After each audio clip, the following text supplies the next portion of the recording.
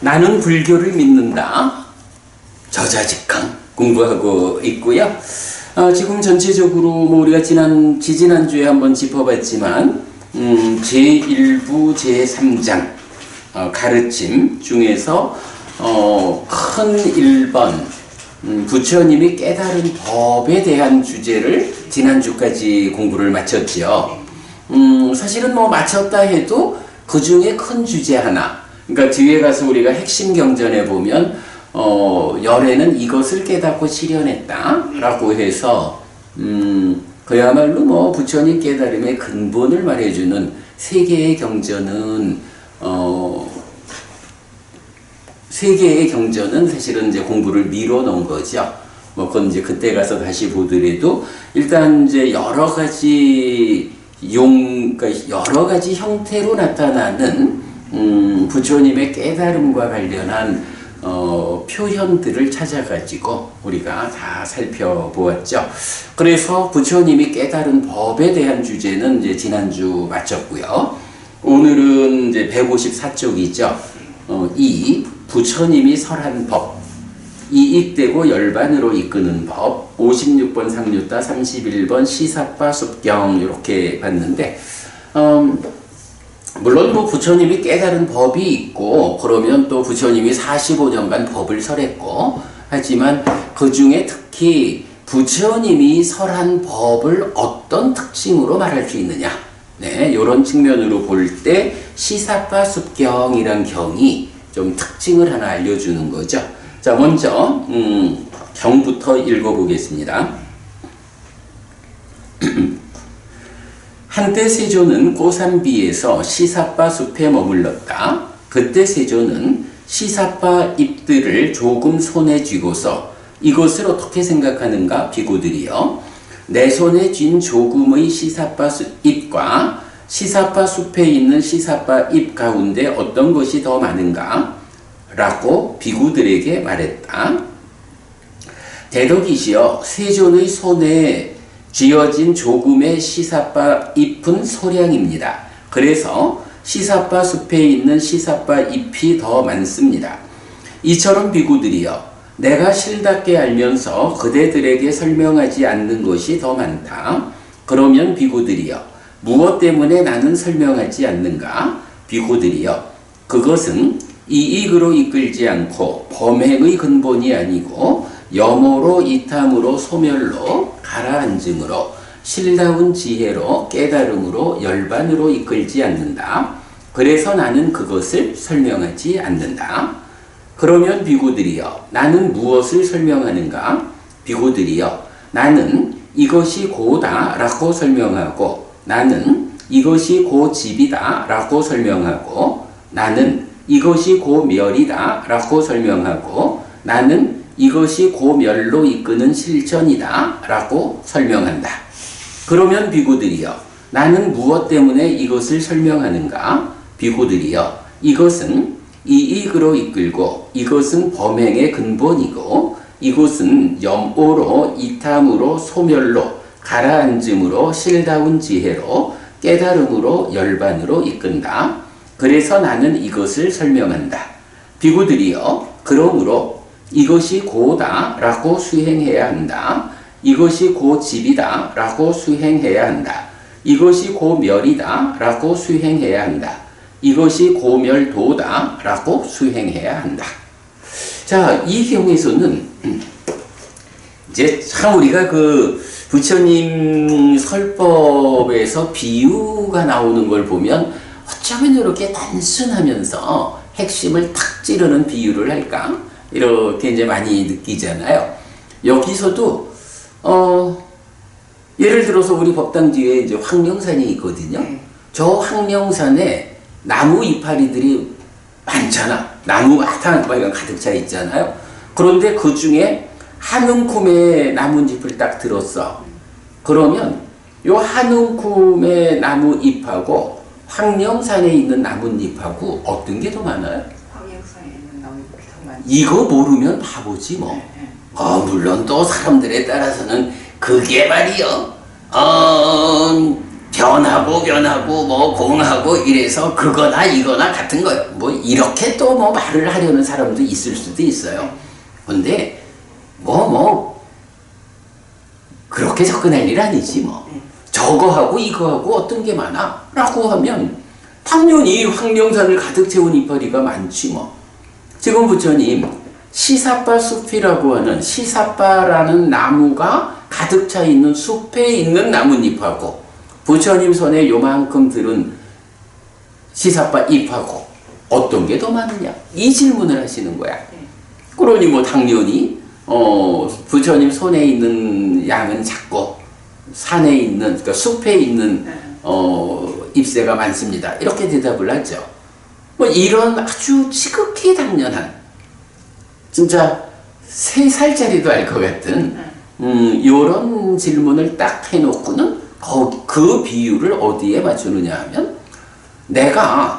나는 깨달아서 부처가 된 사람이다 이거잖아요. 부처님 내가 실답게 알고 있는 거 실답게 그러니까 깨달아서 실답게 알고 있는 거는 저 숲의 잎새처럼 많다.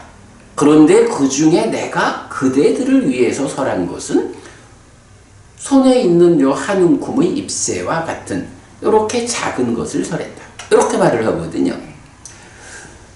부처님은 많이 알면서 조금만 설했어.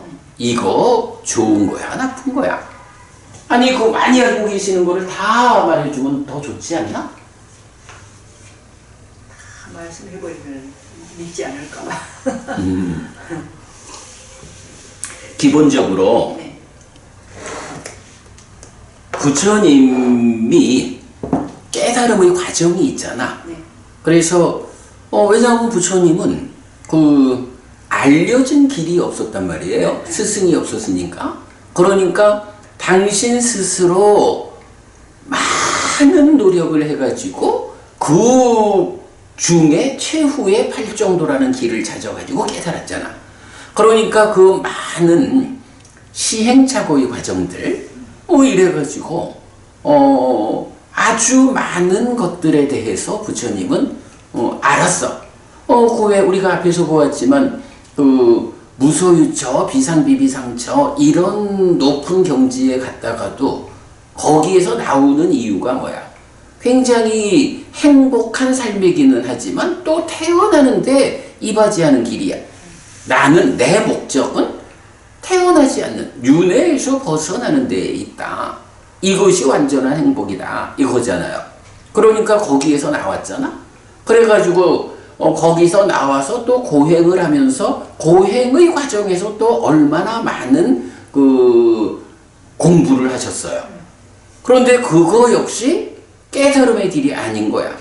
그래서 또 고행에서도 나와서 마지막으로 팔정도의 길을 찾아가지고 깨달았잖아.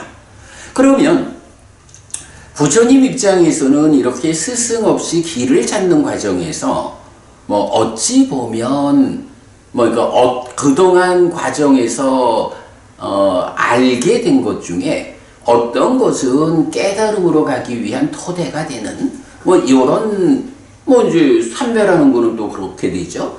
그렇게 쓰임새가 있는가 하면 또 어떤 것들은 전혀 그 삶을 향상하는데 쓰임새가 없는 것들도 많잖아. 그래서 어쨌든 부처님은 스승이 없었기 때문에 혼자서 길을 찾느라고 굉장히 많은 것들을 알게 된 거야. 그런데 이제 제자들한테 법을 설하잖아요. 그러면 부처님은 스승이 없었으니까 많은 걸 알아야 됐지만 제자들한테 부처님이 법을 설하면서 제자들이 깨달음으로 이끌리는 갈수록 괴로움은 줄어들고 행복은 늘어나는 삶을 이끄는 요런 딱 정해진 정답만 가르치는 게 제자들의 입장에서 공부가 쉬워요? 아니면 그 시행착오의 과정에서 부처님이 아는 것까지 다 가르쳐줘가지고 실제로 우리의 삶을 향상하자 깨달음을 실현하자 하는 데에서 필요한 거는 열인데 그러면 우리가 열만 배워가지고 공부를 하면 사실은 그 열을 배워 공부하는 것도 어려운데 그래도 그 열만 배워서 실천하는 일은 깨달음으로 가는데 가장 효율적인 길이 되잖아. 그런데 그 열에 속하지 않는 것, 부처님이 아는 거는 다 설해주세요. 이래가지고 예를 들어서 100을 부처님이 설하셨다. 100 가운데 90은 도움되지 않는 것. 그런데도 불구하고 부처님이 설했으니까 그 90을 포함한 100을 공부하자 이러면 그 100을 공부해가지고 삶을 향상하고 깨달음으로 가는 일이 얼마나 더 어렵겠어. 그러면 그거는 어찌 보면 스승이 있을 이유가 없는 거야. 스승 없는 부처님이 스스로 한 거를 우리도 다 하자. 이러면 스승이 뭐 필요해. 이런 차이가 있는 거예요. 그러니까 부처님은 많은 것을 알지만 그 중에 제자들에게는 오직 삶의 향상에 필요한 것들만 설했다. 이렇게 말하는 거죠. 물론 이제 이렇게 말할 때는 좀 조심스러운 거 하나는 그렇다고 하면 그러면 부처님이 알고 있는 거는 설하신 거 말고는 다 시행착오와 관련된 쓸데없는 건가? 이렇게 볼 거는 또 아니야. 왜냐하면 부처님은 이미 깨달은 사람이잖아요. 그러니까 깨달은 분, 무명과 가래가 해소되었기 때문에 예를 들어서 우리 이런 말 있잖아. 무명에 덮이고 가래에 묶여서 옮겨가고 윤회하는 중생에게 윤회의 시작점은 알려지지 않는다. 뭐 이런 거. 중생들은 무명과 가래라고 하는 요 재앙 요소 때문에 우리가 접근할 수 없는 영역들이 있다고. 뭐 열반이라는 그 완전한 행복의 경지도 사실은 우리가 열반을 가자. 부처님에 대한 믿음을 가지고 열반을 실현하자. 이렇게 하지만 우리가 열반을 직접 알지는 못하잖아. 뭐 이제 이런 다양하게 그 무명과 가래가 해소된 상태, 그 부처님 아라한이 되어야 알 수 있는 것들도 있잖아. 그런데 부처님이 그런 부분은 말하자면 무명에 덮이고 가래에 묶여서 옮겨가고 윤회하는 중생들에게 윤회의 시작점은 알려지지 않는다 라고 해서 어떻게 최초로 식이 생겨나가지고 우리가 윤회하게 되었는지 이런 부분은 부처님이 설명을 안 한다고. 왜냐하면 그거는 부처님이 아무리 설명을 해봐야 무명과 가래의 밖에서 알 수 있는 이 문제를 부처님은 설명은 할 수 있을 거야. 왜? 부처님은 그 상태니까. 무명과 가래가 없으니까. 그런데 문제는 듣는 우리는 무명과 가래 없이 들을 수가 없잖아. 우리한테 그게 있으니까. 이제 이런 측면 때문에 그 부처님이 굉장히 많이 한다라는 것은 공부의 과정, 시행착오의 과정에서 아는 거는 도움되지 않으니까 뭐 말해줄 이유가 없고. 그런가 하면 이렇게 깨달은 자의 시각에서 알 수 있는 거. 무명과 가래의 방해가 없는 사람이 알 수 있는 이런 거는 뭐 설할 수 없는 거야.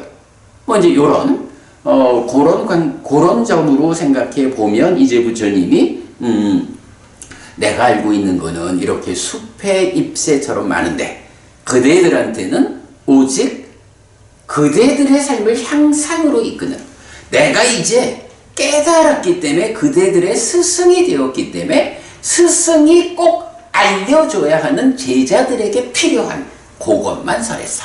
이렇게 말을 하는 거죠. 그래서 이제 바로 그 부분 때문에 사실 부처님이 45년간 설한 법은 많죠. 그러나 큰 2번 부처님이 설한 법 이렇게 말한 거는 부처님이 말한 거는 알고 있는 모든 걸 말한 게 아니다. 제자들에게 필요한 것만 말했다. 이런 의미로 제목을 잡은 거예요. 자, 그런데 이제 여기서 보면 이런 표현이 나오죠. 왜 설명하지 않느냐라고 하면 이익으로 이끌지 않는다. 범행의 근본이 아니다. 여모 이탐 소멸로 가라앉음으로 실다운 지혜로 깨달음으로 열반으로 이끌지 않는다. 결국은 뭐 한마디로 말하면 삶의 향상으로 깨달음 열반으로 이끌지 않는, 그러니까 우리가 삶을 향상하고 아라한이 되어서 윤회에서 벗어나는 그 완성까지로 나아가는 길에 도움되지 않는 것. 이런 부분은 내가 너네들한테 말해줄 이유가 뭐 있냐. 말해줘봐야 그대들의 길에 헷갈림만 생기겠지. 해서 이제 말하지 않는다는 거야. 그러면서 그렇다면 내가 말한 것은 무엇냐 라고 하면 고집, 고멸, 고멸도 사성제를 말했다 라고 하는 거죠. 여기서 이제 부처님이 고집멸도 사성제를 말했다라고 하는 것은 어떻게 봐야 돼요? 요거는 이제 고와 고집이잖아. 뭐 기본적으로 이제 56권 3류다가 다 그런데 고집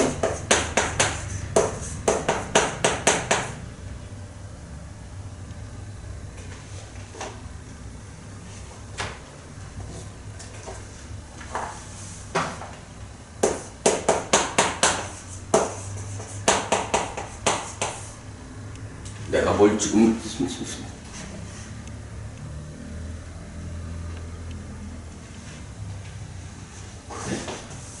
글씨를 쓰다 보니까 헷갈렸어요. 네. 고집, 고멸, 고멸도,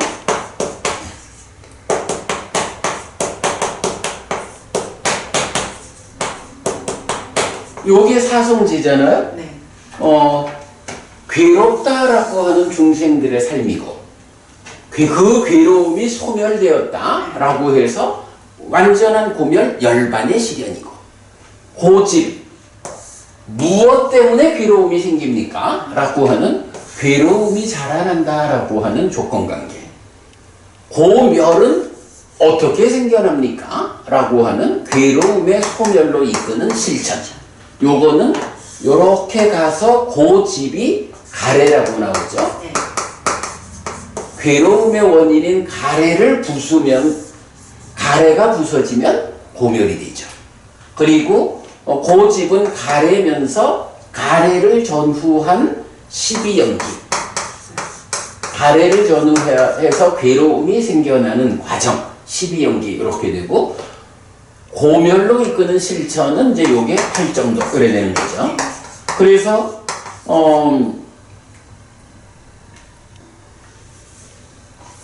고집멸도 사성제 안에 가래도 들어있고 연기도 들어있고 팔정도도 들어있고 그런가 하면 고와 고멸이라는 것은 우리 삼법인에서 보면 재행계고 행들은 괴로움이다 이렇게 나오고 열반은 락이다 고멸이다 라고 해서 요렇게 이제 구조를 보여줘요. 네. 그러면 고집, 고멸, 고멸도 요거는 사성제고 이 사성제 안에 연기가 들어있고 팔정도가 들어있고 가래가 들어있고 그런가 하면 직접 표현되진 않지만 고와 고멸이라고 하는 게 약간 삼법이니 재행계고 행들은 괴로움이다. 열반은 고멸, 락이다. 이렇게 되니까 요거는 그대로 삼법인이 되죠. 그래서 결국 사성제라고 하는 부처님이 나는 많은 걸 알지만 불필요한 거는 설하지 않았어. 오직 사성제를 설했어. 이렇게 말씀하시는데 그 사성제 안에 연기가 들어있고 팔정도가 들어있고 가래가 들어있고 또 삼법인까지 같이 들어있는 거죠. 뭐 이렇게 되면 뭐 우리가 불교가 무엇입니까? 라고 말할 때 필요한 근본되는 교리들은 다 들어있는 거죠. 예. 그래서 이제 부처님은 바로 요 고집멸도 사성제를 설했다. 왜 사성제를 설했느냐라고 하니 이익으로 이끈다 범행의 근본이다. 염호 이탐 소멸로 가라앉음으로 실다운 지혜로 깨달음으로 열반으로 이끈다. 요거는 이건 열반을 실현하기 위한 과정이죠. 그래서 요렇게 많이 알지만 설하지 않은 것은 그대들한테 도움되지 않아서 불필요해서 알려주지 않았고 그대들이 삶을 향상한다. 깨달음을 열반을 실현하기 위해서 필요한 것은 사성제라는 이름으로 다 말했다. 이렇게 되는 거죠. 그래서 이제 이건 부처님이 설한 법. 부처님이 설한 법이 뭐죠? 법은이 부처님이 설한 법이 뭐야? 한마디로 말하면 뭐야? 라고 물을 때 바로 사성제. 이렇게 말을 하면 되죠. 그리고 이제 사성제, 부처님은 사성제를 설하셨거든요. 요래 말하면서 그 사성제 안에 그 문제가 되는 고노 가래도 들어있고, 연기도 들어있고, 팔정도도 들어있고, 삼법인도 들어있고. 또 이 연기는 어때요? 무명으로부터 시작하잖아. 무명에서 시작해서 가래를 거쳐서 노사에 이르잖아. 그러니까 연기 안에 무명이 들어있는 거야. 그러면 우리가 말하는, 좀 전에도 말했지만, 무명에 덮이고 가래에 묶여서 옮겨가고 윤회하는 중생, 이런 말을 다 포함하는 거죠. 그래서 부처님은 사성제를 설하셨습니다. 그 사성제 안에 모든 것이 들어있습니다. 이렇게 말을 하면, 예를 들어서 누가 부처님은 어떤 법을 설하셨습니까? 부처님의 가르침이 한마디로 말하면 뭡니까? 이렇게 말하면 사성제입니다. 이렇게 말하면 이게 100점짜리 답인 거야. 예. 그래서 이제 그 제목을 부처님이 설한 법하고 이익되고 열반으로 이끄는 법을 설했다. 그게 사성제다. 자, 거기 이제 그 앞에 제가 좀 작은 글씨로 적은 거 있거든요. 지금 같은 과학 시대에 불교가 무슨 쓸모가 있을까? 또는 부처님이 뇌에 대해 뇌과학자처럼 알았을까? 라고 고민하지 마십시오. 요런 이야기를 사람들이 하는 거야. 사실은 불교를 공부를 안 하다 보니까 사람들이 이런 말을 하고 이런 질문을 받으면 대답을 못하고 그러잖아요. 자, 부처님은 참 많은 것을 아는 분입니다. 그러나 다양한 주제들에 대한 알문 각각의 전문가들에게 두고 부처님은 오직 고와 고멸의 주제를 설했습니다. 말하자면 부처님은 행복 전문가입니다. 행복이라는 게 고멸이잖아. 고와 고멸을 말했다. 사성제다. 삼법인이다. 이게 포괄되잖아. 고와 고멸. 괴롭니? 행복하자. 라고. 그래서 요 얼마나 멋진 표현이에요. 부처님은 행복 전문가입니다. 삶에는 어떤 원인에 의해 얼마만큼의 괴로움이 있는지, 어떤 방법으로 얼마만큼의 괴로움을 소멸시킬 때 비로소 완전한 행복이 실현되는지에 관한 한 부처님보다 더 전문가는 없습니다. 과학이 발전해도 그것 때문에 나는 괴롭기도 하고 행복하기도 합니다. 요거요, 과학뿐만 아니라 보통 말하는 부자지 뭐. 아주 뛰어난 과학자도 그가 행복합니까? 라고 말하면 아마 그 사람이 나는 행복해요, 오직 행복해요, 이렇게 말하기 힘들 거야. 아주 부자가 뭐 요새 뭐 한국에서는 이재용 그러겠지. 옛날에는 법은님 우리 젊을 때는 뭐 이병철, 정주영 뭐 이런 식으로 이제 부자를 가졌잖아요. 요새는 그냥 이병철이면 되는 거 같아. 이재용. 이재용 보고 당신 행복합니까? 이래 물으면 어떻게 대답할까? 좀 행복하다고 대답을 한다 해도 그 행복의 정도가 100점 만점으로 치면 몇 점이나 되겠어? 50점. 참 대답하기 힘들 거야. 요새 또 이재용 회장보다는 조금 이제 부족하지만 또 SK의 최태원 회장이 있잖아. 최태원 회장 그 부자고 많은 일을 하시죠. 회장님 행복합니까? 이래 말하면 요새 좀 곤란할 요새 거야. 곤란하잖아요. 요새 좀 곤란하잖아. 사실 내가 그 SK에 근무를 했잖아. 내가 SK에 근무하고 있을 때 최 회장이 아마 나보다 한두 살인가 아래가, 한두 살? 뭐 조금 나이가 약간 아래야. 약간 아래인데 미국에서 공부하다가 그때 귀국해가지고 회사에 들어왔어. 그래가지고 그때 이제 회장님 아드님 어때? 뭐 이런 얘기도 하고 그랬었어. 근데 아무리 뭐 회장 아들로 평생을 살다가 회장으로 산다 이래 해도 과연 그가 행복할까? 이래 말하면 또 다른 거거든. 예. 그래서 이건 행복이라는 이 부분은 이렇게 돈이나 권력이나 뭐 어떤 알에 의해서 얻어지는 게 아니죠. 자, 그 부분 다시 보면 과학이 발전해도 그것 때문에 나는 괴롭기도 하고 행복하기도 합니다. 뇌과학이 아무리 발전해도 그 뇌와 함께하는 마음은 뇌에 의해 제어되지 않습니다. 이건 뇌과학이라는 부분이 요새 불교에 대한 도전장을 많이 내민다고. 그래서 그 뭐 마음이 뇌에서 생기는 거요? 이러면서 이제 유물론을 주장하고 뭐 이래 하는데 뇌과학이 아무리 발전해도 마음은 뇌에 의해서 제어되지 않아. 마음은 별개야. 마음이 별개니까 뇌를 아무리 제어를 해도 마음이 행복한 거하고는 달라. 그런 거죠. 과학의 발전을 행복으로 연결하는 방법이 불교입니다. 뇌와 함께하는 마음을 제어하여 뇌의 능력을 행복으로 발휘하게 하는 방법이 불교입니다. 이런 거. 그러니까 이재용 회장이나 최태원 회장이나 이분들이 뭐 돈도 많고 뭐 많은 이제 능력을 갖고 있지만 그분들한테 그래서 행복하십니까? 라고 물으면 뭐 참 썩 만족스럽게 행복을 말하기는 힘들다고?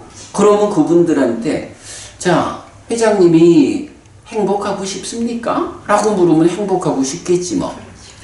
회장님 행복하려면 어떻게 해야 합니까? 답을 모를 거라고. 바로 그런 답을 부자도 행복하기 위해서는 어떤 방법이 있습니까? 가난해도 행복하기 위해서는 어떤 방법이 있습니까? 아주 지식이 많아도 아주 권력이 많아도 행복하기 위해서는 어떤 방법이 있습니까?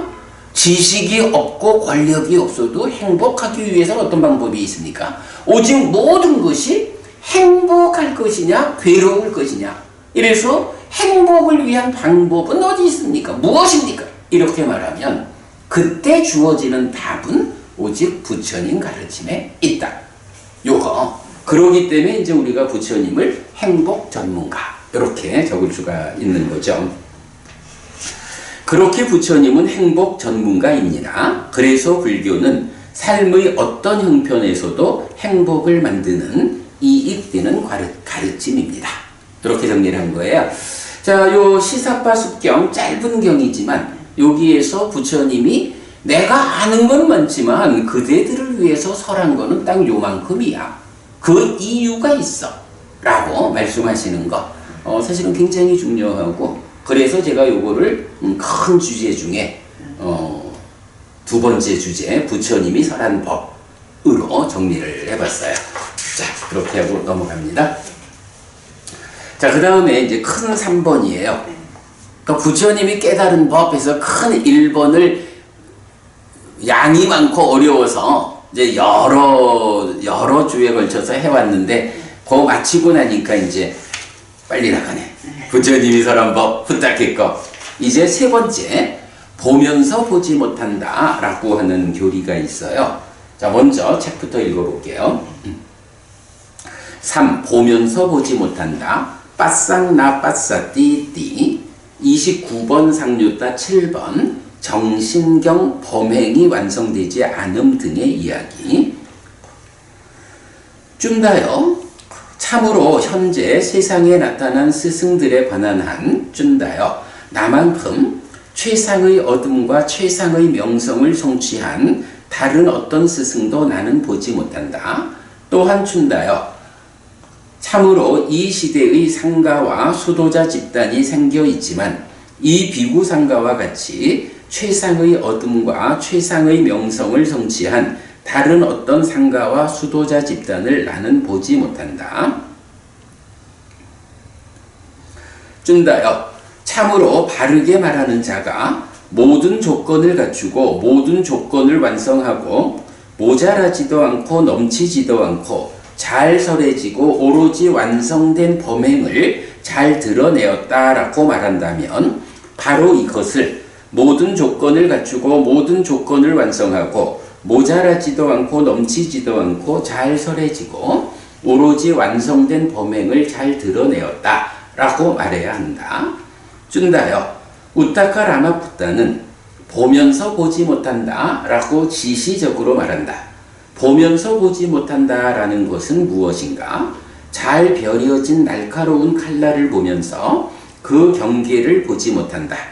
이것이 보면서 보지 못한다 라고 불린다. 그러나 이것은 참으로 저열하고 세간적이고 범속하고 성스럽지 못하고 이익을 주지 못하는 칼에 관한 말일 뿐이다. 준다요. 보면서 보지 못한다 라고 바르게 말하는 자는 바로 이것을 보면서 보지 못한다 라고 말해야 한다. 그러면 보면서 보지 못한다 라는 것은 무엇인가? 이렇게 모든 조건을 갖추고 모든 조건을 완성하고 모자라지도 않고 넘치지도 않고 잘 설해지고 오로지 완성된 범행을 잘 드러내었다 라고 이렇게 이것을 본다. 여기 이것을 제거해야 이렇게 그것이 더 청정해질 것이다 라고 이렇게 이것을 보지 못한다. 여기 이것을 더해야 그것이 완성될 것이다 라고 이렇게 이것을 보지 못한다. 준다요. 이것이 보면서 보지 못한다 라고 불린다. 준다요. 참으로 바르게 말하는 자가 모든 조건을 갖추고 모든 조건을 완성하고 모자라지도 않고 넘치지도 않고 잘 설해지고 오로지 완성된 범행을 잘 드러내었다 라고 말한다면 바로 이것을 모든 조건을 갖추고 모든 조건을 완성하고 모자라지도 않고 넘치지도 않고 잘 설해지고 오로지 완성된 범행을 잘 드러내었다 라고 말해야 한다. 뭐 좀 복잡하죠? 네. 내가 옛날에 그 당시 이제 서강대학교 철학과 교수로 최진석 교수라는 분이 계셨어요. EBS 방송에서 그 인문학 특강이라는 프로그램이 있었거든요. 그 인문학 특강에서 노자, 우리 이제 중국에는 이제 노자 장자가 있잖아. 그러니까 노자 공자 뭐 장자 이래 있잖아. 그 노자와 관련해서 이제 노자의 도덕경이라는 경이 뭐 거의 그 중국에서는 공자는 뭐 노너 뭐 이렇게 이제 공자님 있잖아요. 그 공자님하고 거의 그 필적하는 철학자가 노자고 그 노자가 지은 책이 도덕경이라고 하는 짧은 경이 있어.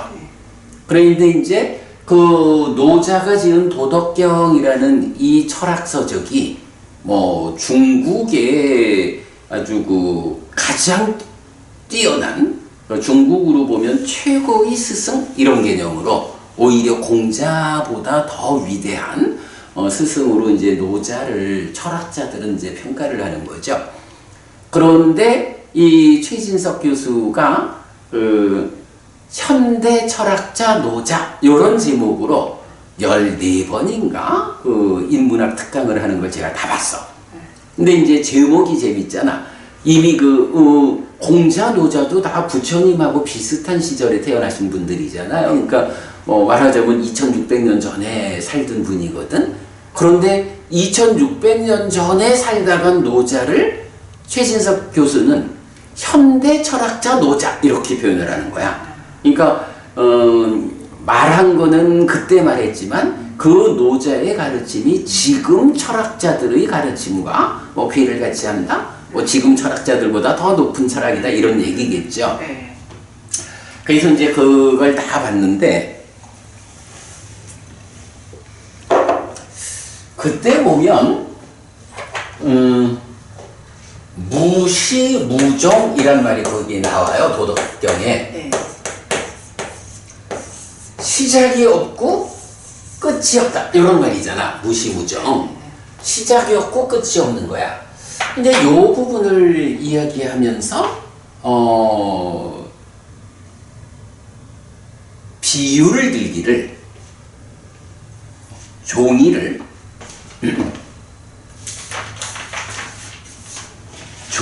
이제 가위로 자르잖아.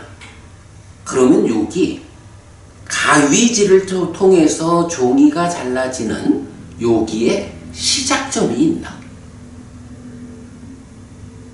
그게 가위를 얼마만큼 눌렀을 때 종이가 잘라지는 일이 시작되는 걸까? 요게 사실 요거 말할 수 없다는 거야. 종이가 잘라지는 것도 그 가위의 날에 종이가 닿았다고 해서 잘라지는 건 아니잖아. 닿은 상태에서 힘이 가해져야 또 잘라질 거고. 어느 시점이 가위가 종이를 자르는 일이 시작되었다라고 요거 특정할 수 없다는 거야. 마찬가지로 칼을 가지고 손을 베어보자고. 칼로 손을 베자라고 하면 칼날이 손에 일단 닿아야 되잖아. 예. 칼날이 손에 닿으면 이게 손이 베어진 건가? 닿는다고 해서 베인 건 아니에요, 그죠? 그렇죠. 여기서 얼마만큼 살점을 파고 들어가야 이래 되는데, 칼이 손 피부에 닿았다라고 하는 것이 베어지는 일이 시작은 아니고 얼마만큼을 들어가야 그게 베는 일이 시작된 거야? 이런 부분, 또 이런 예를 들어가면서 이 무시무정이라고 하는 게 세상의 모든 것이 이렇게 시작을 말할 수도 없고 끝을 말할 수도 없고 이제 이런 표현을 하신 적이 있어요. 그래서 나는 우리 이제 홈페이지에 보면 그 최진석 교수의 그 도덕경 강의에 대한 그 인문학 특강을 내가 듣고 그것을 초기 불교적 관점에서 이렇게 좀 비교하고 설명을 해놓은 거 이제 그런 내용이 있어요. 기회가 되면 참고를 하면 되는데, 자, 지금 이제 내가 왜 이야기를 하냐 하면 여기서 그 두 번째 문장에 보면 쭌다요 우따카 라마푸타는 보면서 보지 못한다라고 지시적으로 말한다. 보면서 보지 못한다라는 것은 무엇인가? 잘 벼려진 날카로운 칼날을 보면서 그 경계를 보지 못한다. 요거 뭐예요? 우리 이제 최진석 교수 같으면 그 잘 벼려진 칼로 살갗을 베일 때 시작을 알 수 없다. 이렇게 이제 말을 했다면, 지금 경에서는 그런 그 잘 벼려진 날카로운 칼날을 보고 이 칼날이 어디부터가 시작이고, 그러니까 칼날의 시작이고 어디부터가 칼날 바깥쪽인지 잘 벼려졌다라고 하는 게 아마 이렇게 그 볼펜 끝 정도 가지고 잘 벼려졌다 말하지 않을 거야. 이거보다도 훨씬 더 가늘게 아주 날카롭고 예리한. 이래 되면 그 칼날의 그러니까 어디부터가 칼날이고 어디부터가 칼날 바뀐지 이런 게 그 정확하게 시작점을 말하지 못한다. 그래서 여기서 지금 말이 잘 벼려진 날카로운 칼날을 보면서 그 경계를 보지 못하는 것. 요걸 뭐라고 표현했냐 하면 보면서 보지 못한다. 이렇게 말을 했잖아. 그러니까 일단은 그 칼을 보고 있잖아.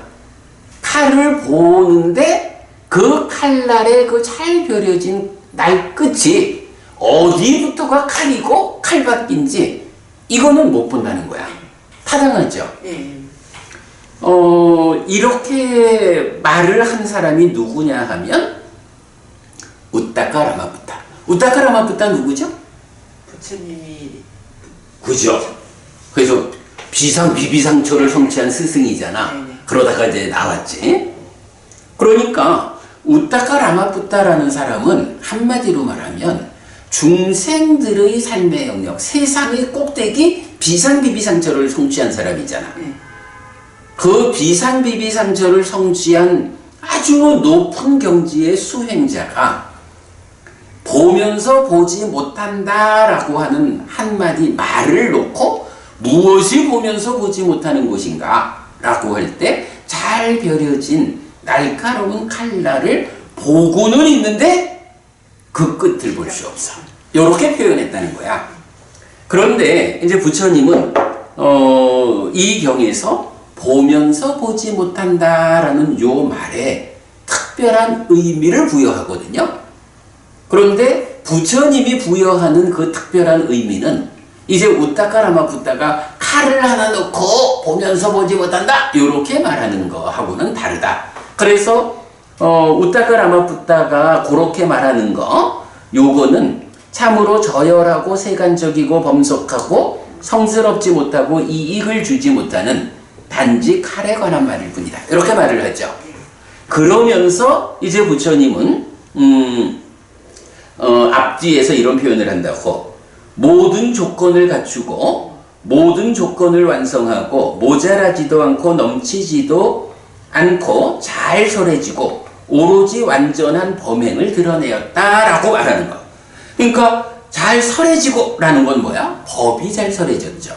그리고 범행을 잘 드러내었다.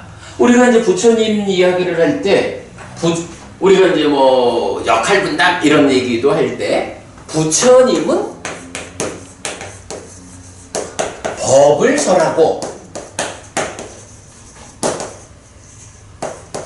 범행을 드러내는 분이다. 이렇게 말하잖아. 하여간 부처님은 이런 일을 하는 사람이야. 스승이야. 부처님 누구야? 법을 설하고 범행을 드러내는 분. 근데 여기서 법과 범행의 관계가 어떻게 되냐면 우리 앞에서 왜 열애라고 부르는가 하는 데서 나왔었죠. 부처님 설한 대로 행하고 행하는 대로 설한다 라고 해서 법을 설하면 설한 법 그대로 범행을 드러낸다. 범행을 그러니까 설한 그대로 실천한다 해가지고 부처님의 그 삶을 말하는 그런 내용이잖아. 그런데 이렇게 지금 여기서 보면 잘 설해졌고 완성된 범행을 드러냈다 이렇게 말한다고. 근데 그 잘 설해진다라고 하는 데서 모든 조건을 갖췄다, 모든 조건을 완성했다, 모자라지도 않고 넘치지도 않는다 이런 표현을 하지. 그러니까 부처님이 설한 법은 어떤 법이냐 하면 대표적으로 모자라지도 않고 넘치지도 않는 법이야 이렇게 말하는 거죠.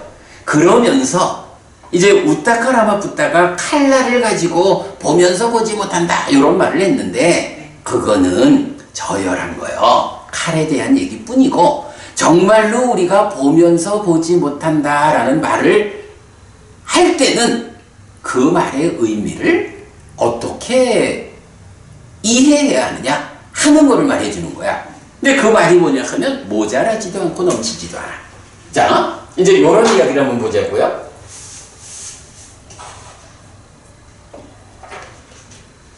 제가 잘 못 그리지만 이게 완전한 동그라미라고 치자고요. 그렇게 좀 봐주세요. 그러면 이 완전한 동그라미에는 뭐 자체적으로 완전해. 그런데 이게 만약에 뭐 옛날 우리 유행가처럼 뭐 이빨 빠진 동그라미 뭐 이런 식으로 만약에 이 동그라미가 어딘가 움푹 패인 곳이 있어. 또는 패인 반대로 튀어나온 것도 있어. 이렇게 되면 요런 거는 완전한 동그라미라고 말할 수 없죠. 그럴 때는 어떻게 해야 돼요? 완전한 동그라미가 되려면 요거를 메워줘야 되잖아. 완전한 동그라미가 되려면 요거를 떼어놔야 된다고. 요런 거죠. 자, 그러면 이제 부처님이 보면서 보지 못한다 요렇게 말하는 것은 어떤 의미냐. 우타카라마 붓다처럼 비상비비상처라는 높은 경지를 성취했다 해도 아주 중생의 영역에 있다고. 그죠? 벗어나 깨닫지는 못했단 말이야. 그러니까 그저 잘 벼려진 칼날을 놓고 칼을 보면서 칼의 끝을 볼 수 없어. 최준석 교수가 노자의 무시무정 이 부분을 비유하듯이 그러나 부처님은 이런 거는 저열한 낮은 비유고 이걸 가지고 보면서 보지 못한다 이렇게 말하는 게 아니고 보면서 보지 못한다라는 것의 의미가 무엇냐라고 하면 자 일단 요게 완전한 동그라미 야 법부님이 이제 그렇게 봐주셨어. 예. 그러니까 더 보충해야 할 것도 없고 떼어놔야 할 것도 없는 완전한 동그라미가 있다고. 네. 그러면 이 완전한 동그라미에서 동그라미를 볼 때 네. 법부님 무엇을 볼 수가 있어? 무엇을 볼 수가 있을까? 완전한 그러니까 요거 없고 요거 없는 완전한 동그라미가 있어. 예. 예. 이 완전한 동그라미를 볼 때 시작과 끝을 못 보는 거. 아니 그러니까 완전한 동그라미를 볼 때 무엇을 볼 수가 있어? 이게 우리가 보통 쓰는 말에 어투의 차이가 있어서 그런 거야. 네. 근데 사실은 그냥 쉽게 생각하면 예. 본다 그랬어. 완전한 동그라미를 보면서 예. 무엇을 보고 있습니까? 이러면 완전한 동그라미를 보는 거야. 예. 그런데 법부님 이 완전한 동그라미를 보면서 이렇게 보충해야 하거나 떼어내야 하는 네. 이런 불완전한 요소들 볼 수 있나? 못 보지. 네. 이렇게 완전한 동그라미를 보면서 보지 못한다. 무엇을 못 보지? 보충해야 될 부분. 그래. 네, 네. 그게 지금 경에서 보면 네. 모자라지도 않고 넘치지도 않고 이랬잖아. 네. 모자라다라는 부분이 뭐야?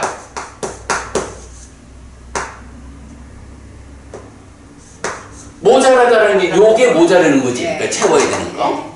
그리고 넘치는 거. 넘치는 건 요거란 말이야. 떼어내야 되는 거. 네. 요게 이제 딱 말하는 게 뭐냐 하면 부처님은 자 남이 깨달음 그러니까 내가 깨달아서 설하는 법하고 내가 드러내주는 범행하고 이 법과 범행이라는 이 것에서는 이 깨달음에서는 그 부처님의 깨달음을 보면 오직 완전한 법, 완전한 범행이라는 완전한 동그라미가 보이는 거야. 네. 그래서 딱 부처님 가르침을 보면 그 완전함이 보여.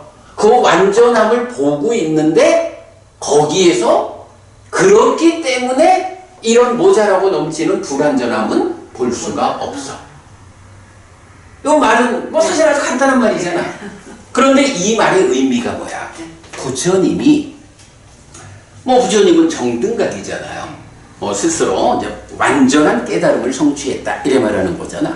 부처님께서는 그래서 우리가 경에서 많이 나오는 게 법부님 우리도 그 얘기를 많이 했지. 그 어떤 경우에 이것이 정등각이 설한 법이냐 정등각 아닌 자가 설한 법이냐 요 차이를 가지고 우리가 많이 니간다가 죽었을 때 그 니간다의 제자들이 서로 싸우고 이럴 때도 그 니간다의 법이 정등각이 설한 법이 아니에요.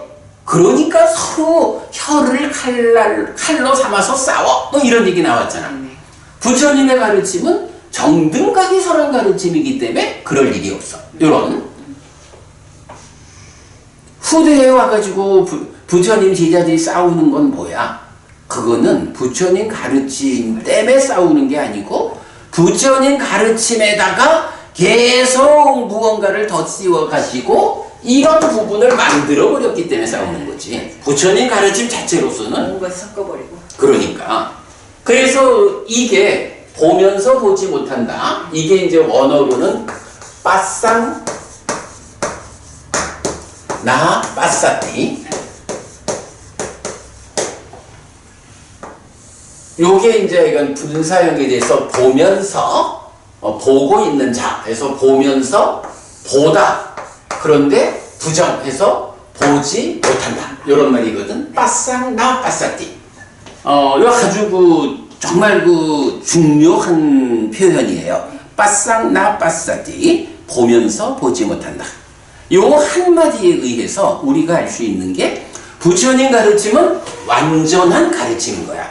이 완전한 가르침에는 보태야 할 것도 없고 네. 빼야 할 것도 없는 거야. 모자라지도 않고 넘치지도 않아. 부처님 가르침은 이거라고.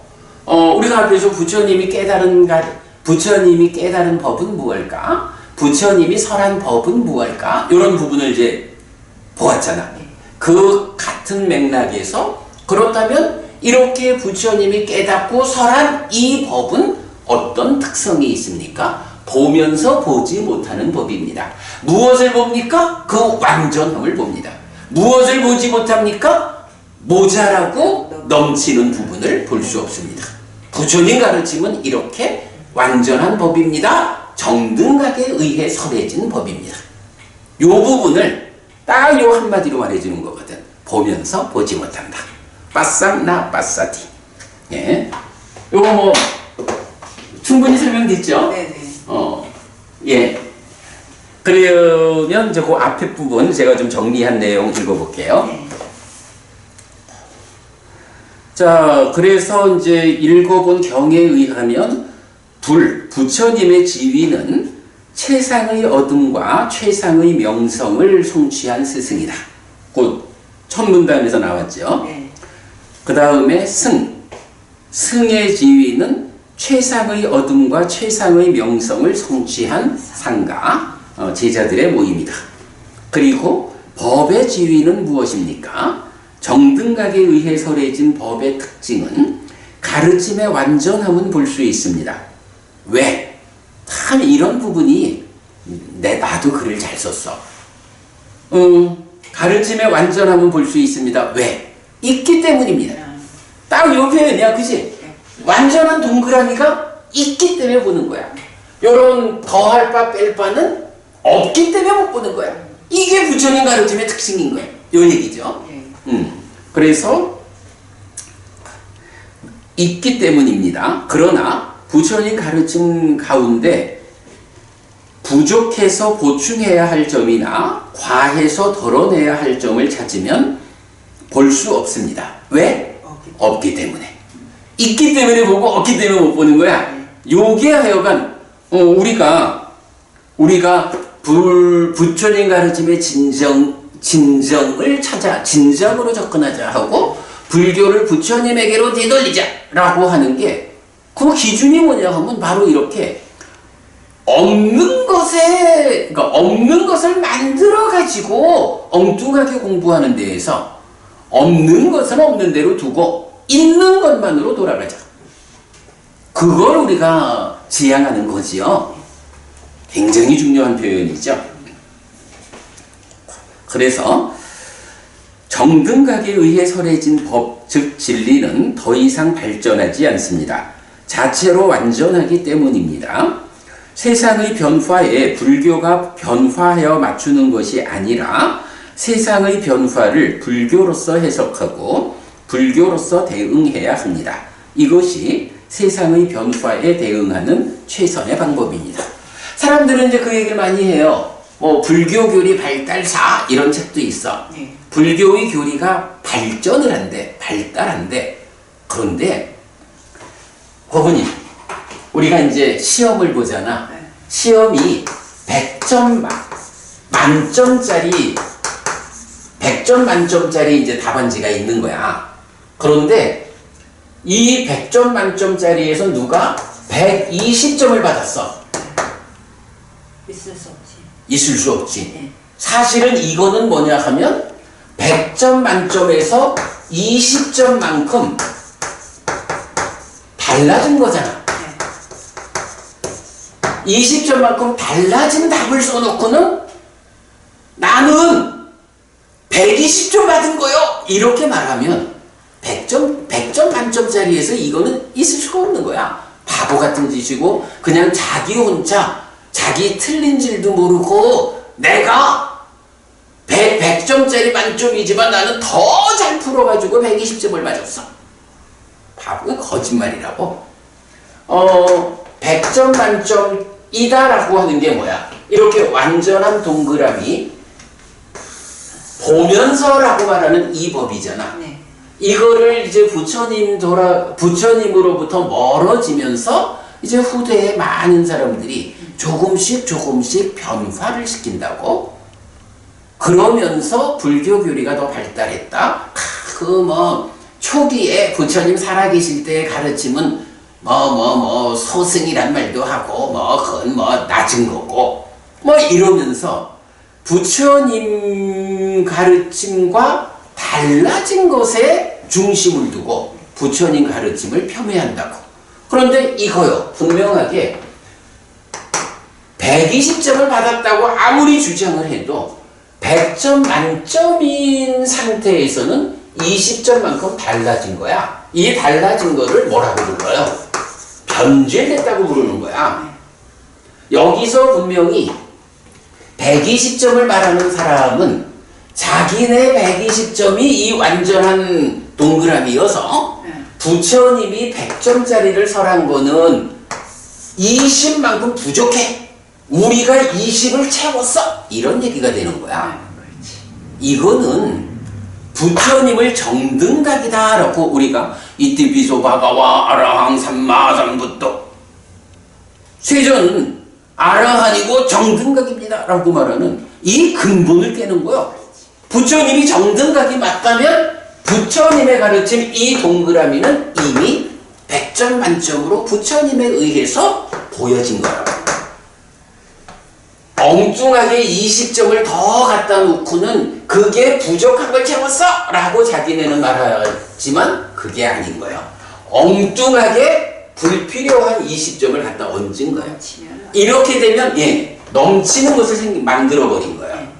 이건 완전한 깨달음이 아니에요. 이런 부분. 그래서 이제 그런 부분을 제가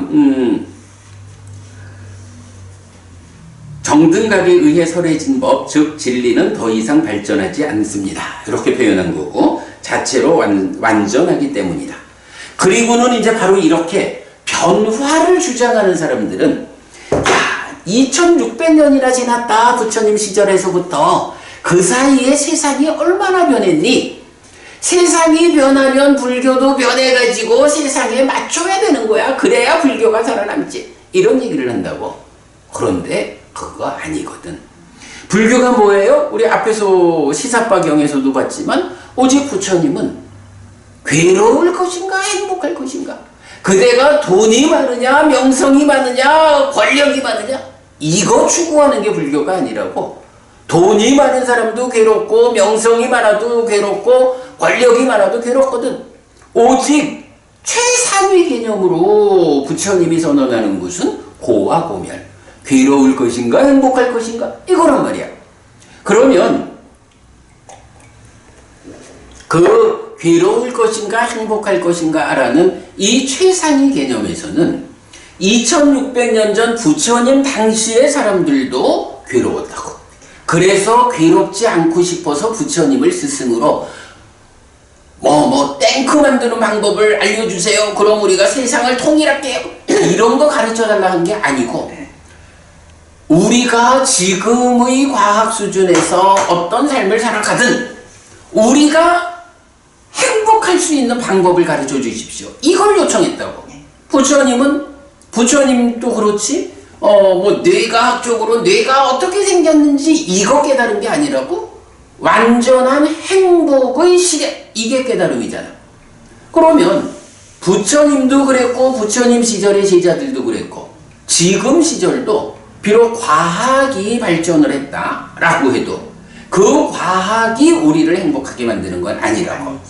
그죠? 세상이 물질적으로 과학의 발전에 따른 물질의 변화가 많아졌다라고 해도 지금 사람들도 과학의 발전을 부처님한테 묻는 건 아니라고. 부처님 어떻게 우리가 괴롭지 않고 행복할 수 있습니까? 라는 이 주제를 부처님한테 묻는 이 측면에서는 세상이 변화해서 괴롭다 라고 해서 불교가 변해가지고 거기에 맞는 답을 주는 게 아니라 세상이 아무리 변해도 그런 세상의 변화와 무관하게 그대 안에서 번뇌라는 것, 탐진치라는 것, 이런 오염원들의 오염되는 마음에 의해서 괴로움이 생겨나는, 이거는 뭐 부자든 권력이 있든 과학이 어쨌든 상관없이 동일한 거야. 우리가 삶의 메커니즘으로 그려내는 게 바로 그런, 어떻게 우리가 인간이라고 하는 이 존재 자체의 측면에서 괴로움을 만드는가 해서 번뇌로부터 시작하는 그거, 누진 번뇌가 부서질 때 완성되는 이런 괴로울 것인가 행복할 것인가의 관점, 행복 전문가인 부처님의 이 이끄는 길은 2600년 전이나 지금이나 동일한 방법이 지시된다고. 그러니까 요새 그 서양 사람들이 요새 와가지고 뭐 막 윗바사나를 한다, 뭐 사띠 수행을 한다 하는 게 뭐야? 그 사띠 수행, 윗바사나 수행이 뭐 사실 부처님이 설한 그대로 좀 되지 못하고 있는 건 이제 우리가 수행 지도를 그려가면서 이제 수정하고 있지만, 그러나 그들의 근본적인 내용은 2600년 전에 부처님이 깨달아서 괴로움을 소멸한 그 방법을 하버드의 교수들도 미국 대통령도 다 결국 행복하기 위해서는 어떻게 해야 됩니까? 2600년 전에 부처님이 깨달아 알려주신 그 방법을 배워가지고 행복하고 싶습니다. 이렇게 진행되는 거잖아. 그죠? 네. 이제 요런 부분.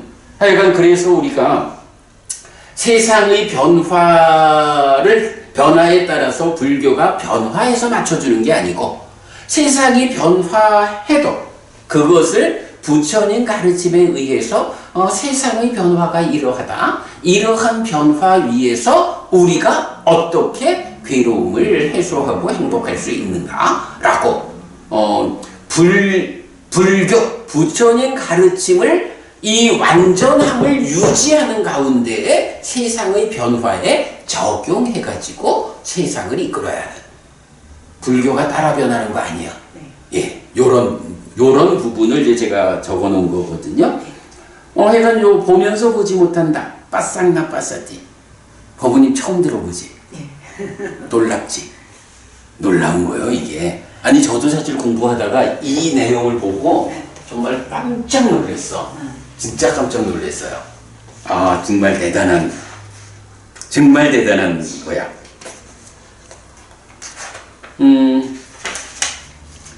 한 가지만 좀 더 하고 맞춰도 되겠네요. 네.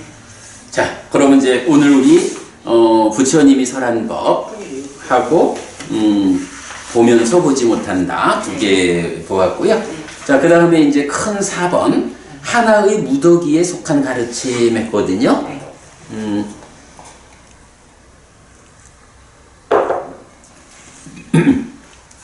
일단 경부터 읽어볼게요. 네.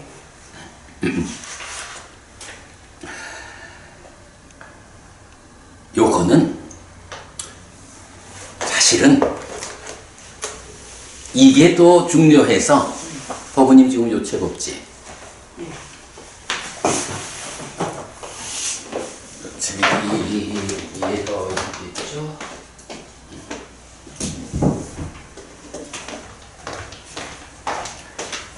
이 책이 그 초기 불교 경전백선 별책 수행 경전으로 돼 있잖아요.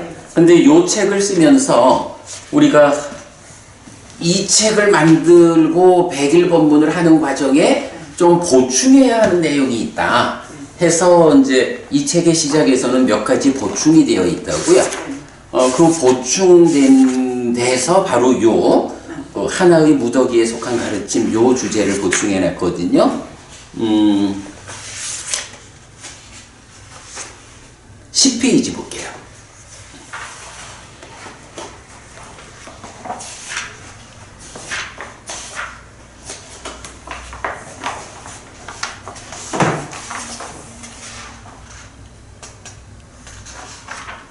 자, 10페이지 보면 별책의 보충 이랬어요. 초기 불교 경전 백선 독성집의 별책으로 이 책을 제작하면서 세 가지 관점에서 본 책의 보충 필요성을 보게 되었는데, 1. 근본경전연구회의 공부 기준을 부처님이 직접 설한 가르침이라고 말할 수 있는지. 2. 가르침의 토대. 3. 원초적 바른견해입니다. 세 가지를 보충했는데 이 중에 첫 번째 것만 오늘 보면 되겠고요. 1. 부처님 살아서 직접 설한 가르침. 작은 1. 부처님 살아서 직접 설한 가르침인가?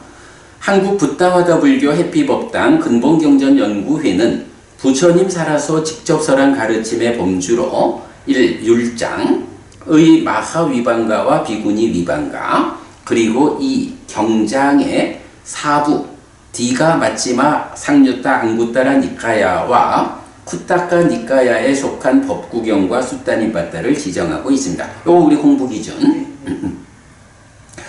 하지만 세상에서 만나는 사람들은 니까야, 심지어 이런 범주의 가르침조차도 부처님의 원음이 아니라고 말합니다. 단지 원음에 가장 가까울 뿐이라고 말합니다. 원음에 가장 가까운 가르침은 있어도 원음은 아니다. 그러면 불교는 어디에 있습니까? 그러니까 이게요, 부처님 살아서 직접 설한 가르침이 어떤 가르침이냐 하면 바로 이런 완전한 가르침이잖아. 그런데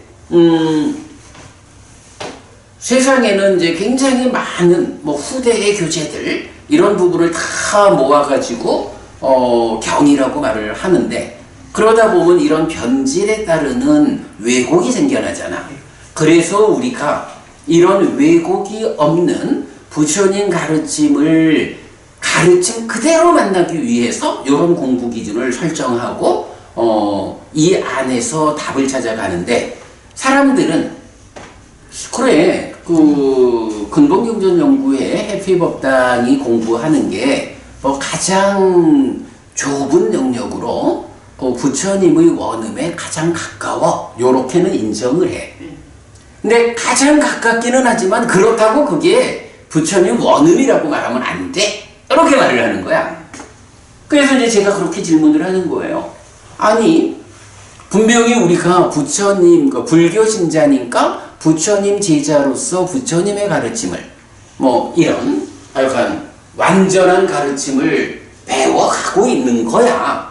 그런데 사람들이 말하기를 해피법당이 하는 공부가 그래 원음에 가장 가깝다라고 인정을 할게. 그런데 해피스님, 그 가장 가까운 공부일 뿐이지 그게 부처님 원음이라고 보지 마, 이렇게 이제 공격을 하는 거야. 아니, 그래서 이제 제가 묻는 거야. 그러면 가장 가깝다라고 우리를 인정해 주는 건 고맙다고. 그런데 문제는 불교에 문제가 생기는 거야. 가장 가까운 우리가 원음이 아니면 우리보다 앞에 원음 자체를 보는 사람은 없는 거잖아. 우리가 가장 가까운데 원음이 아니니까. 그러면 부처님 원음은 어디냐고. 세상에 부처님 원음이 없다는 얘기가 되는 거야. 그러니까 부처님 원음이라고 확정 지을 수 있는 게 없다는 얘기가 되어버린다고. 그러면 어차피 원음이 아니라면 조금 가깝거나 조금 멀거나 뭐의 차이가 있어. 어차피 원음 아닌데. 이런 문제가 생기거든. 우리가 원음이 아니다라고 주장을 하면 그것은 그대로 부처님 원음이 세상에 특정되지 않는다, 알려지지 않는다, 이런 얘기가 돼버리는 거예요. 이건 사실 심각한 문제거든. 그래서 제가 이제 그러면 불교는 어디에 있습니까? 라면서 이제 글을 쓴 거죠. 아닙니다. 가장 가까운 그것이 원음입니다. 그것보다 더 가까운 것이 없다면, 그리고 2600년 전으로 찾아가 부처님의 설법 장면을 동영상으로 촬영해 올 수 없다면 그것이 원음에 수렴하는 것이고 그대로 원음인 것입니다. 부처님 깨닫고 돌아가실 때까지 45년을 카메라 들고, 카메라는 사진기가 카메라지. 이건 해서 동영상으로 촬영을 했다. 그래. 45년을 부처님을 따라가면서 동영상을 다 찍어가지고 지금 갖고 와서 보여주지 않는 한 어떻게 그 부분을 확인할 수가 있냐고. 그죠? 이렇게 그런 식으로 따지면 뭐 아무것도 말이 안 되지. 그렇기 때문에 가장 가깝다라고 하는 그게 원음이다. 그러나 그럼에도 불구하고 우리도 무조건 우리가 원음이요 이렇게 말을 해서는 안 된다. 그래서 이제 그 부분을 다만 증명해야 합니다. 우리가 하는 공부가 부처님의 원음이 맞습니다라는 걸 우리가 증명을 해줘야 된다. 이것이 원음이고 원음에서 부처님은 이렇게 삶을 설명하고 고연기 이거죠. 고연기 이런 방법으로 삶의 문제의 해소를 이끈다. 고멸팔정도 고멸도 팔정도 이런 교리적 체계를 제시해야 하고 그것이 가르침에 대한 다른 주장이 접근하지 못하는 부처님의 깨달음을 잘 드러내고 있다고 세상에서 인정받아야 합니다. 우리가 가장 접근된 공부니까 우리가 원음이요 라고 말을 해도 일단 세상에다가 꺼내놓는 게 있어야 된다는 거예요. 자, 부처님 원음을 공부하면 이런 결과요. 부처님 원음을 공부하니까 우리는 부처님 가르침은 이런 것이다 라고 부처님의 의도를 정확하게 드러내는 거예요. 이걸 못하면 다른 사람들이 뭐라 해도 우리가 할 말이 없어지는 거예요. 자, 그래서 세상에서 인정받아야 합니다. 그러면 그것이 다만 가장 가까운 가르침이 아니라 부처님의 원음, 즉 부처님 살아서 직접 설한 가르침이라는 증명이 되는 것입니다. 한국 부타와다 불교 해피법당 근본경전연구회는 삶에 대한 부처님의 설명으로 삶의 메커니즘을 삶의 문제의 해소를 이끄는 부처님의 방법으로 수행 지도를 교리적 체계로 제시하고 있습니다. 전통보다는 진정이라는 관점에서 니카야를 꿰어서 만든 공부의 성과입니다. 일단 성과를 드러내야 되는 거야. 누구든 삶의 메커니즘과 수행 지도가 설명하는 깨달음의 길과 다른 방법으로 부처님의 깨달음을 설명할 수 있으면 그 성과를 제시해 주기 바랍니다.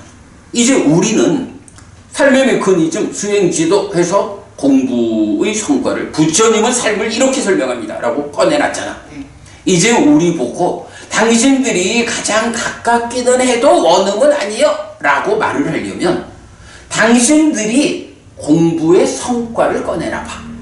공부의 성과를 꺼내가지고 우리가 제시하는 공부의 성과하고 비교를 해서 어떤 공부가 더 삶을 정확하게 설명하고 있는지, 그래서 이런 공부가 부처님 가르침이 맞네 라고 우리가 비교해 보자 라고 이제 제가 제시를 하는 거죠.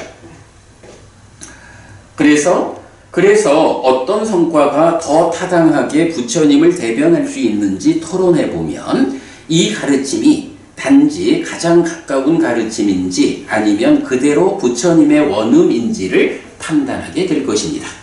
누구든 공부의 성과를 제시하지 못하면서 그저 아니라고 부정만 하지는 말기를 바랍니다. 이런 사람이 참 많은 거야. 공부를 통한 성과를 대안으로 드러내면서 타당성을 가지고 부정할 때 그 부정이 의미를 가지고 불교를 더 부처님에게로 이끌 수 있을 것입니다. 이런 점에서 공부를 대하는 이 기준은 그대로 부처님 살아서 직접 설한 가르침입니다. 요건 그야말로 우리의 존재 의미를 이렇게 드러내고 있는 거죠. 자, 그 다음에 이제 작은 2번 제자들이 설한 가르침. 안구따라니까야 8의 모음의 8번 웃따라 실패경. 요게 이제 지금 우리 교재에 나온 경이죠. 그런데 부처님 살아서 직접 설한 가르침을 공부하다 보면 부처님이 직접 설하지 않은 가르침들이 종종 눈에 띕니다. 제자들이 설하는 가르침입니다. 그러면 제자들이 설한 가르침을 부처님이 직접 설한 가르침이라고 인정할 수 있을까요? 요것도 사실은 따져봐야 되잖아. 뭐 부처님 살아서 직접 설한 가르침이라고 말은 열심히 하는데 그 안에, 그러니까 니카야 안에 보면 뭐 당장 이제 웃따라 실패경도 그렇고 많은 경들이 부처님이 설하지 않고 제자들이 설했거든. 그러면 이거는 부처님 말이 아니라 제자들의 말이잖아. 이렇게 따지고 드는 여기에 어떻게 우리가 대응할 수 있을까? 이런 점에서 부처님 살아서 직접 설한 가르침으로의 공부 기준 안에 신 또는 제자들이 설한 경도 많으니 부처님이 직접 설했다는 주장은 옳지 않다는 지적이 있는 것은 당연하다고 하겠습니다. 이때 우따라 실패경은 바로 이런 지적을 위해 준비된 답인 듯 이렇게 묻고 답합니다.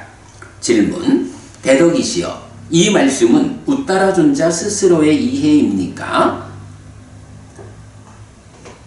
아니면 그분 세존아라한 정등각의 말씀입니까? 이제 우따라 존자라는 이제 스님이 설법을 하니까 그 사가라는 신이 와가지고 그 말씀이 우따라 스님 당신이 생각해서 말하는 거예요? 아니면 부처님의 말씀이에요? 이렇게 물어본 거야. 요점이죠, 이게. 대답을: 예를 들면 신들의 왕이여, 마을이나 번화가의 멀지 않은 곳에 큰 곡물 무더기가 있습니다. 그것으로부터 많은 사람이 들통이거나 바구니거나 감는 천이거나 두 손을 모아서 곡물을 가져갈 것입니다. 신들의 왕이여, 어떤 사람이 그 많은 사람에게 가서 이렇게 물을 것입니다.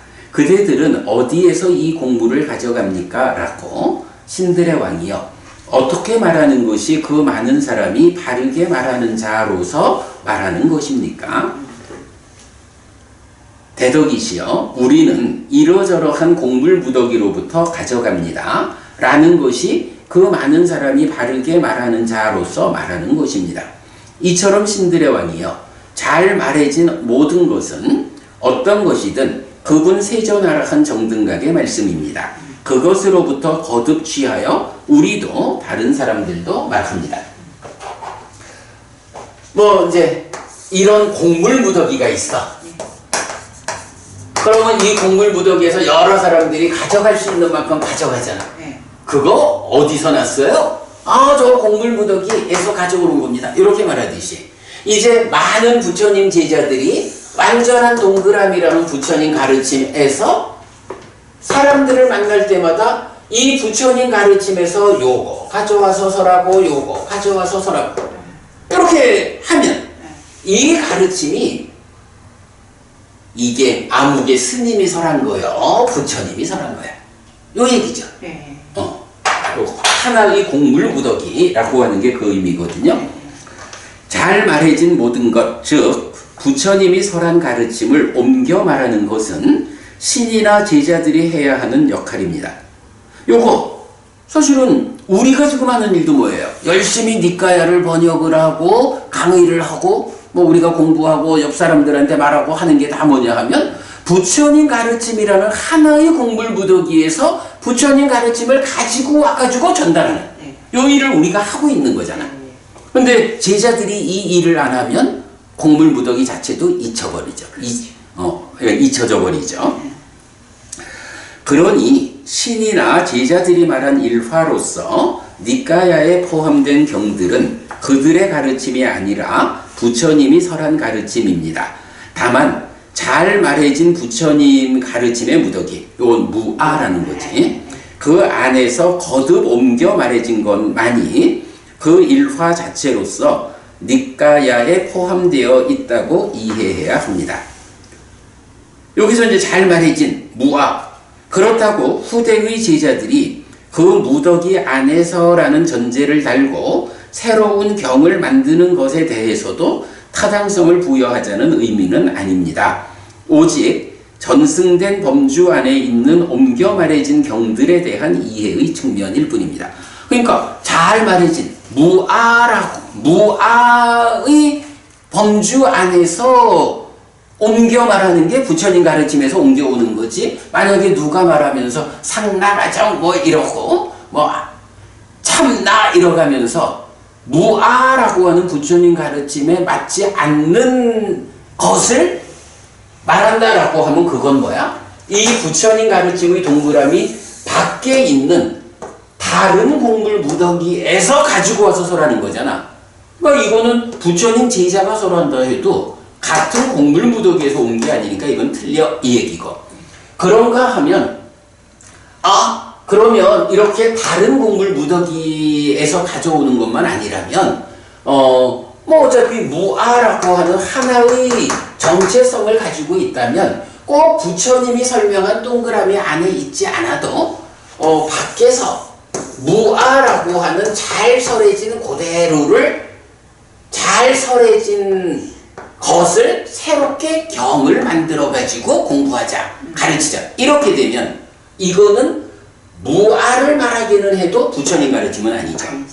그리고 왜 이게 안 되냐 하면 처음에 누가 그런 의도를 가지고 그야말로 세상이 변해졌으니까 무아라는 그 진리 위에서 세상에 맞추어서 경을 만들지 이래 해도 세월이 지나면서 이것 자체가 변질된다고.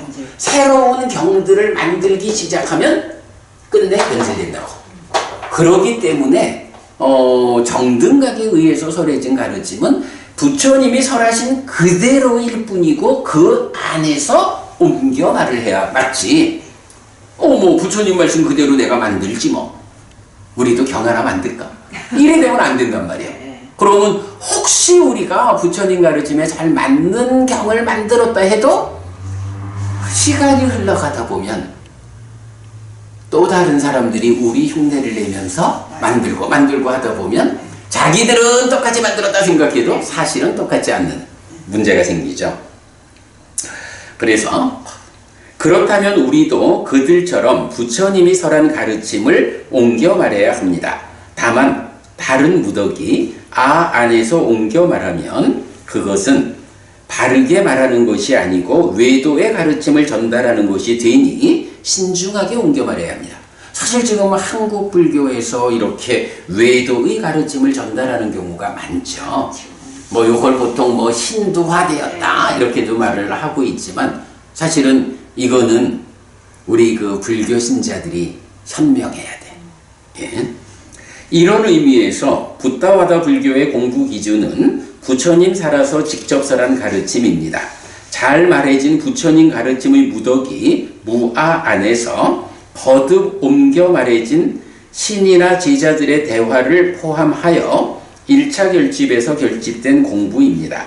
그래서 이 기준 안에서는 교리적 충돌이 발생하지 않습니다.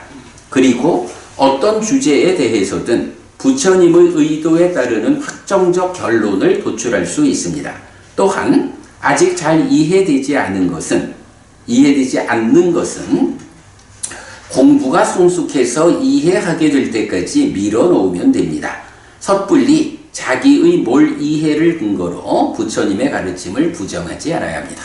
내가 지금 모르는 건 저도 그래서 그런 말 가끔 하잖아요.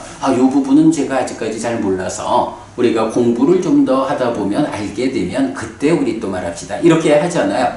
그거를 내가 지금 잘 모르면서도 내가 지금 아는 게 다 아는 것처럼 요거는 이렇게 이해하는 게 맞는데 그거는 경이 조금 잘못 쓰였어. 이런 식으로 접근하면 안 되는 거죠.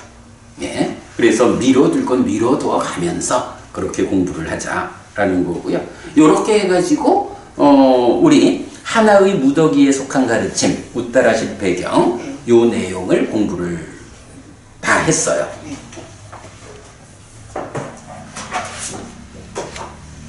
책에서 그 마지막 요 박스 하나만 읽어보고 마칠게요. 천연덕스럽습니다. 힌두적인 관점, 공자나 노자적인 관점으로 불교를 말하면서 조금도 어색해하지 않습니다. 힌두화된 불교거나 격의 불교라는 이름으로 우리 곁에서 전개되는 현상들입니다. 그러나 잘 판단해야 합니다. 이 천연덕스러움이 하나의 무더기에서 가져온 것인지 아니면 다른 무더기에서 가져온 것을 구별하지 못하는 것인지. 예. 구별을 못하는 게 많지? 많죠. 그게 문제지 뭐. 오늘 공부 여기까지 할까요? 시간이 어떻게 됐나? 딱 됐네. 28분이네. 그래, 이렇게 마칩시다. 네, 너무 잘 맞습니다. 그래도 그 앞에 부처님이 깨달은 법, 그 어려운 부분을 좀 지나고 나니까 뭐 오늘 공부도 뭐 다 쉬운 주제는 아니지만 네. 이 주제들은 다 재밌잖아. 네. 그지? 재밌으면서 진도를 좀 나가니까 좋네요.